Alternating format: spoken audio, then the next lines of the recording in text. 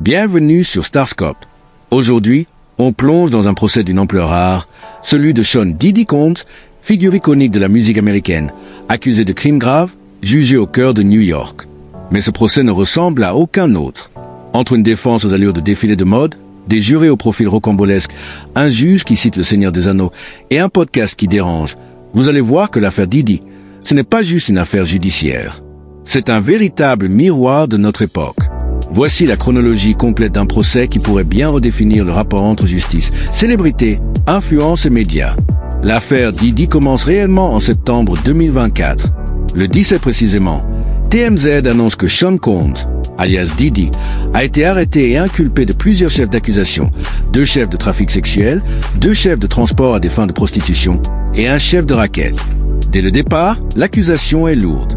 Diddy plaide non coupable et est placé en détention provisoire au Metropolitan Detention Center de Brooklyn.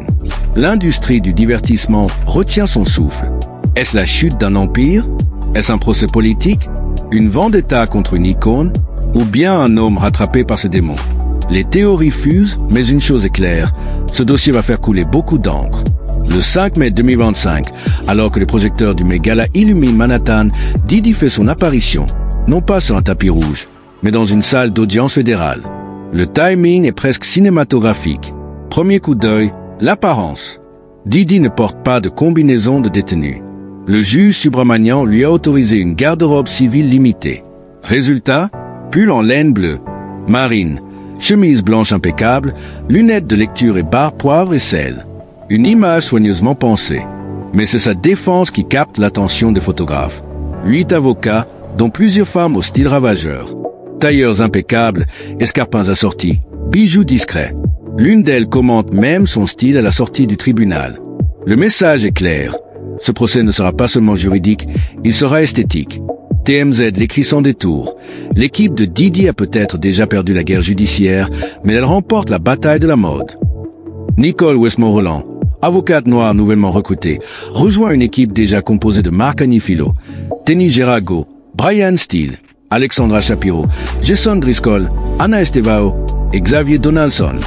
Une diversité affichée qui tranche avec l'équipe de l'accusation, exclusivement blanche et féminine. L'objectif est clair, envoyer un signal de force et d'équilibre à l'opinion publique comme au jury, et peut-être, au passage, perturber les stéréotypes habituels du tribunal. Le juge Arun Subramanian devient rapidement une figure centrale du procès. Dès le 2e jour de l'audience, il établit le ton. Ce procès ne sera pas une pièce de théâtre. Il s'agit de justice. Mais c'est une citation inattendue du Seigneur des Anneaux qui surprend tout le monde. Il déclare aux jurés potentiels « Même les plus petits peuvent changer le cours de l'avenir ». Une allusion directe à la nécessité de ne pas sous-estimer leur rôle. Il insiste également sur l'objectivité. Il ne suffit pas d'avoir entendu parler de l'affaire, il faut être capable de mettre de côté ses préjugés. Et c'est là que le processus de sélection du jury se complique. Les avocats le savent. Trouver des jurés neutres dans une affaire aussi médiatisée relève du miracle. Beaucoup de candidats évoquent directement les accusations de Cassie, les images de vidéosurveillance ou encore les rumeurs de sextape, qui ne seront pourtant pas utilisées comme preuve. La défense tente une tactique fine. Au lieu de demander « Êtes-vous objectif ?», elle préfère « Avez-vous déjà changé d'avis sur une conviction forte dans votre vie ?» Une façon d'évaluer la capacité à écouter. Mais certains candidats sont immédiatement disqualifiés. L'un affirme que Diddy représente tout ce qui va mal dans le showbiz. Un autre dit qu'il n'a jamais vu un innocent avec autant de bagages juridiques. C'est un moment surréaliste. L'un des jurés potentiels déclare qu'il a entendu parler de l'affaire dans un podcast, 2 Angry Men, co-animé par Harvey Levin de TMZ et l'avocat Marc Gerago. Dans cet épisode, les 2 hommes débattent de la perception publique de Diddy, du poids des images de Cassie et surtout, du risque que le jury soit biaisé dès le départ. Le podcast devient presque une pièce à conviction. La défense accuse les médias d'empoisonner la procédure.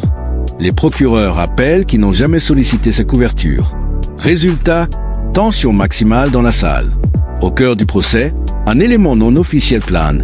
La fameuse vidéo de 2016, captée par caméra de surveillance, montrant Diddy frapper Cassie Ventura dans un couloir d'hôtel. Bien qu'elle ne fasse pas partie des preuves formelles, elle est omniprésente dans les esprits. Dans un documentaire signé TMZ, cette vidéo a été présentée à un groupe de jurys fictifs. Leur réaction, sans appel. Je n'ai pas besoin d'en voir plus, confie une participante. Ce que j'ai vu suffit à me convaincre. Ce poids invisible, celui de l'image, du non-dit, du choc visuel, est peut-être l'arme la plus puissante dans les mains de l'accusation, même si elle n'est pas invoquée à l'audience. Didi, c'est plus qu'un artiste. C'est un empire, ou du moins, ça l'était. Depuis les premières accusations, ses revenus ont chuté, ses partenariats commerciaux ont été suspendus, et sa présence médiatique est quasi nulle. Le plus marquant reste le silence des autres figures de l'industrie. Peu de soutien public. Pas d'artistes venant témoigner en sa faveur. Une solitude de titan déchu. Certains médias titrent « La chute de Didi ». Et pour beaucoup, quelle que soit l'issue du procès, la légende est entachée.